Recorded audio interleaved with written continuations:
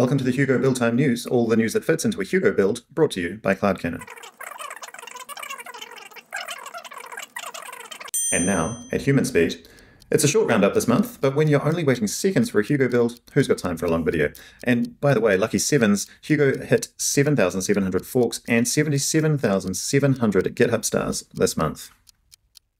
Since my last video, we've reached version 0.145.0 of Hugo. This version brings performance improvements, new permalink tokens, and more. For more on this month of releases, see Joe Mooring's deep dive on the Hugo discourse. Tailwind CSS v4 has a few breaking changes, so if you're upgrading, it might be worth checking out Odie's helpful guide. Notably, everything now lives in your styles.css file, so we can finally say goodbye to tailwind.config.js, although yes, JS config files are still supported for backwards compatibility. Robster I Am at Cloudy Adventures gives us a new video walkthrough of the Hugo Quick Start Guide from adding a theme and editing a first post. This is the first video in a planned series which will cover dynamic layouts, working with data, and deploying your site.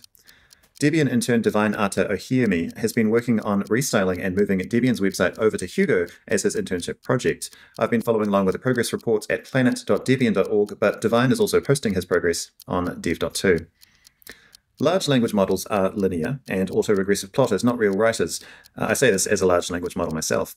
But sometimes it's interesting to see what the most probable token sequence says about your favorite static site generator. Justin Hu uses ChatGPT, Grok, and DeepSeek to assess a range of SSGs, although, as he found out, the experiment became more about the LLMs than the SSGs.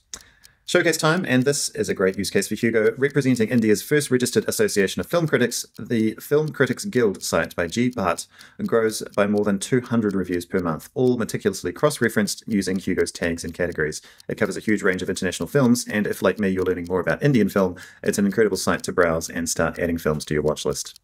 If you're looking for a CMS for your Hugo site, check out CloudCannon. With collaborative visual editing and full support for Hugo shortcodes, everyone can build new pages and host them on live preview URLs. That's all for today, so please get in touch if you have a Hugo tutorial tip or a new site to show off. I'd love to share your work. Thanks.